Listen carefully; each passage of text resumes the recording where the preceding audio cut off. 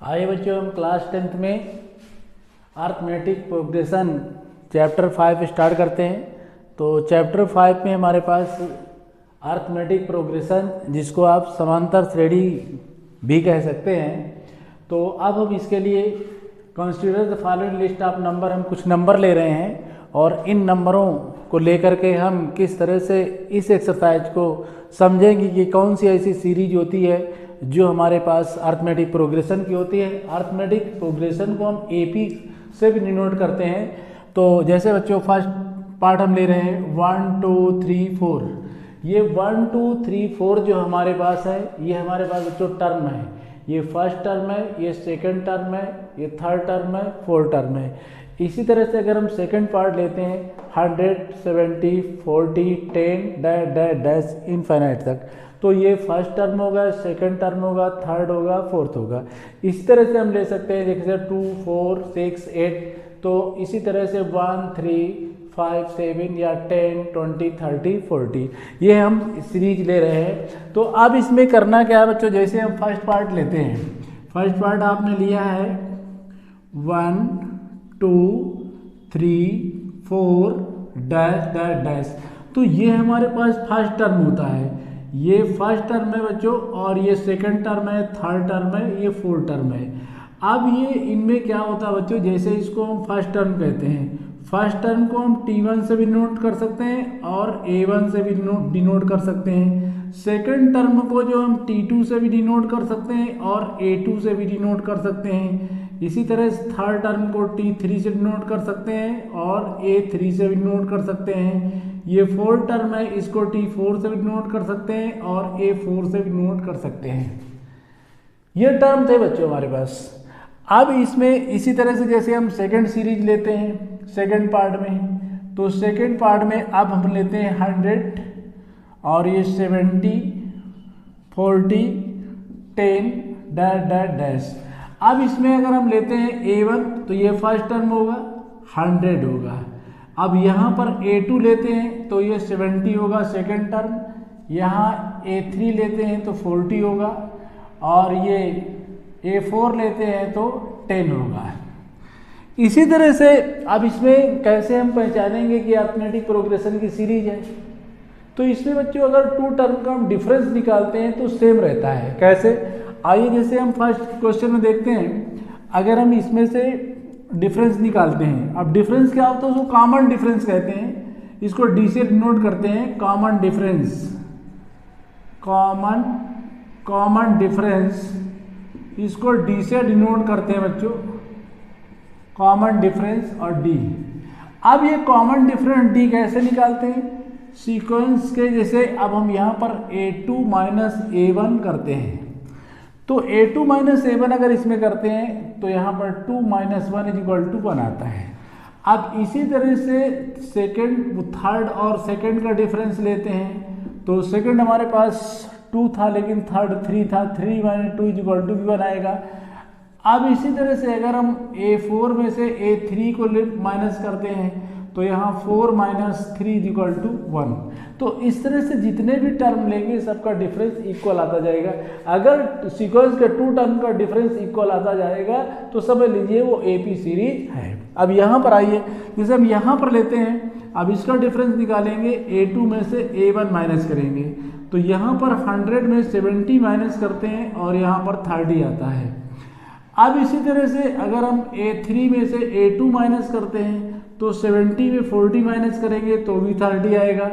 या फिर हम क्या करते हैं A4 में से A3 माइनस कर देते हैं, तो A4 हमारे पास 40 में से 10 माइनस करते हैं। देखिए यहाँ पर हमारे पास 40 में से ये आपको माइनस करना है, देखिए यहाँ पर 70 में, यहाँ पर देखिए बच्चों आपको माइनस करना था सेकंड टर्म में फर्स्ट टर्म में, तो यहाँ पर आपको माइनस करना है 70 में।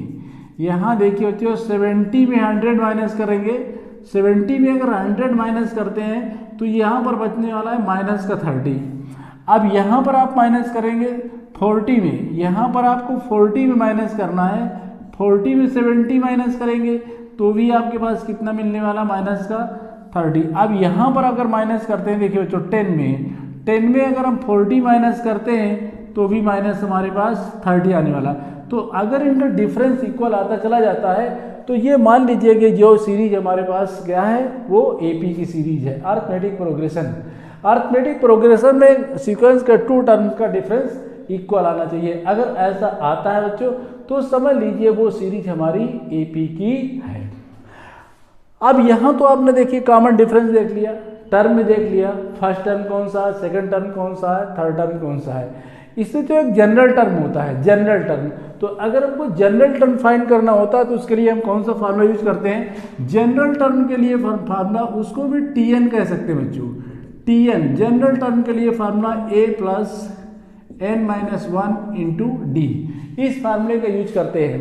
यहाँ D आप समझ गए हो कि कॉमन डिफरेंस है, A क्या है, फर्स्ट टर्म है, A क्या है, N क्या है, नंबर है, नंबर ऑफ टर्म, उस सीरीज में जितने भी आपके पास नंबर होते हैं। तो अगर लेकिन बच्चों अगर हमको सीरीज बनाना हो तो हम किस तरह सीरीज बनाते हैं, तो सीरीज में सबसे पहले हम फर्स्ट टर्म लेते हैं और फर्स्ट टर्म के बाद फिर क्या करते हैं, फर्स्ट टर्म में कॉमन डिफरेंस ऐड कर देते हैं, फर्स्ट टर्म में कॉमन डिफरेंस ऐड करेंगे, या इसको इस तरह भी कर सकते हैं, पहले A लेंगे, फिर सेकंड टर्म के लिए A प्लस D लेंगे, फिर थर्ड टर्म के लिए A प्लस 2D लेंगे, और फिर फोर्थ टर्म के लिए A प्लस 3D लेंगे, और फिर इसी तरह से डैश डैश करके हम n टर्म के लिए क्या लेंगे, A plus n-1 into D. इस तरह से हम सीरीज को आगे बढ़ा सकते हैं। तो यहाँ देखो सबसे पहले बच्चों कि अगर हमें कोई सीरीज मिलती है और उसमें सीरीज में हमें क्या होता है कि अगर उनके 2 टर्म का सीक्वेंस के 2 टर्म्स का डिफरेंस इक्वल होता है तो अरिथमेटिक प्रोग्रेशन की सीरीज होती है। अब उस सीरीज में फर्स्ट टर्म कौन सा होता है, सेकंड टर्म कौन सा होता है, थर्ड टर्म कौन सा होता है। तो इस तरह जैसे हमने एग्जांपल लिया, या 100 ये फर्स्ट टर्म है, ये सेकंड टर्म है, थर्ड टर्म है, फोर्थ टर्म है।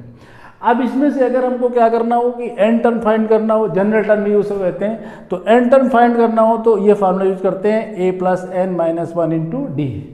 इसी तरह से अगर हमको सीक्वेंस मतलब सीरीज बनाना हो तो बनाने के लिए फर्स्ट टर्म को डालते हैं पहले, फिर फर्स्ट टर्म में D ऐड कर देते हैं, फिर क्या करते हैं थर्ड टर्म बनाना है तो फर्स्ट टर्म में से 2D ऐड कर देते हैं, फोर्थ टर्म बनाना है तो A प्लस 3D ऐड कर देते हैं। इस तरह से ऐड करते चल जाते हैं और हमारी सीरीज बनती चली जाती है।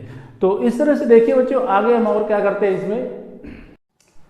आगे बच्चों एग्जाम्पल फर्स्ट देखते हैं। एग्जाम्पल फर्स्ट हमारे पास है for the AP 3/2, 1/2, -1/2, -3/2 dash dash. Question कह रहा है right the first term A and common difference D।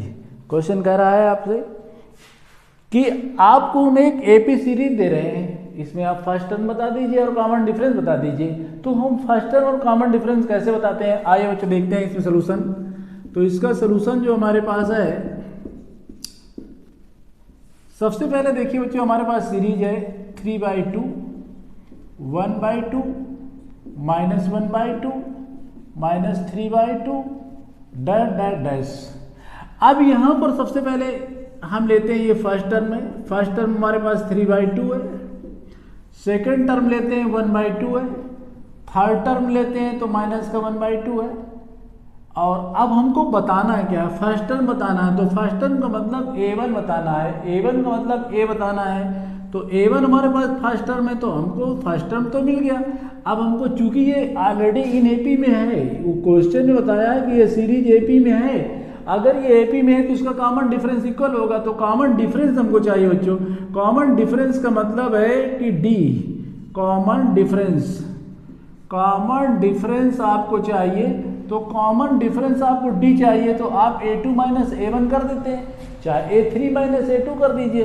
तो A2 हमारे पास कितना है 1/2, A1 कितना है 3/2। अब इसका एलसीएम ले लेते हैं, एलसीएम 2 आया तो 1 - 3 मतलब माइनस का 2/2, 2 से 2 कैंसिल, फाइनली आंसर 1। तो कॉमन डिफरेंस आपको D मिल चुका है, वो भी कितना -1। तो ये एग्जाम्पल आपको कुछ नहीं, आप इस क्वेश्चन में था, क्वेश्चन में आपसे बताया था कि हम एक AP सीरीज दे रहे हैं और इस AP सीरीज में आप फर्स्ट टर्म बता दीजिए। तो स्टार्टिंग का जो टर्म होता है वो फर्स्ट टर्म होता है, फिर उसके बाद वाला सेकंड टर्म होता है, थर्ड टर्म होता हो तो हमने पहले ही बता दिया। इसके आपको डिफरेंस चाहिए था, तो डिफरेंस के लिए क्या किया आपने, सेकंड टर्म में फर्स्ट टर्म माइनस कर दीजिए, या थर्ड टर्म में से सेकंड टर्म माइनस कर दीजिए, फोर्थ टर्म में से थर्ड टर्म माइनस कर दीजिए, कॉमन डिफरेंस मिल जाएगा। तो कॉमन डिफरेंस और आपको फर्स्ट टर्म चाहिए था वो आपने फाइनल कर दिया।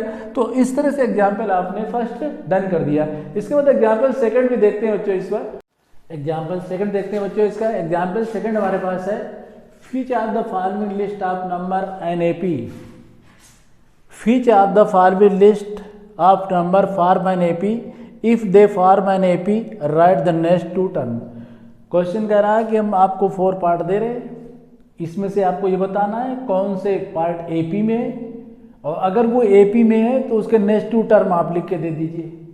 क्वेश्चन कह रहा है कि हम आपको ये 4 पार्ट दे रहे हैं और इनमें से आपको ये कंफर्म करना है कि कौन सा पार्ट इसका एपी में है। अगर वो एपी में आप कंफर्म कर लेते हो कि एपी में है तो उसके नेक्स्ट 2 टर्म आप और लिख दीजिए। इतना ही करना और कुछ नहीं करना क्वेश्चन में। तो आइए देखिए सबसे पहले हम कैसे कंफर्म करते हैं। फर्स्ट पार्ट लेते हैं, फर्स्ट पार्ट का सलूशन देखते हैं बच्चों। हम ये सलूशन हम फर्स्ट पार्ट का उठा रहे हैं, सलूशन फर्स्ट पार्ट। तो फर्स्ट पार्ट में हमने लिया 4, 10, 16 और 20 और डैश। अब यहाँ पर देखिए बच्चों हमारे पास फर्स्ट टर्म है A1, ये सेकेंड टर्म है A2, ये थर्ड टर्म है A3, ये फोर्थ टर्म है A4। अब हम कैसे प्रूव करेंगे कि ये AP में सीरीज है। अब हम कॉमन डिफरेंस निकालेंगे। अगर कॉमन डिफरेंस उसका हम सेम कर देते हैं, सभी का सेम अगर कॉमन डिफरेंस कर लेते हैं तो वो सीरीज AP में कंप्लीट हो जाती है। तो चलिए पहले इसका कॉमन डिफरेंस लेते हैं। तो D लेते हैं A2 माइनस A1 करके, 10 माइनस 4 करके, तो 6 मिल गया आपको। अब फिर D लेते हैं A3 माइनस A2 करके, तो 16 माइनस 10 लेते हैं तो भी 6 मिल गया।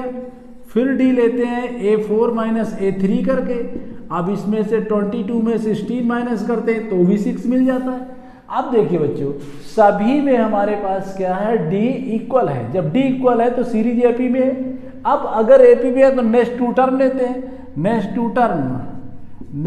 2 टर्म कैसे लेंगे, 2 टर्म्स, नेक्स्ट 2 टर्म। अब 4 तक तो हो चुके हैं, A5 लेना बच्चों।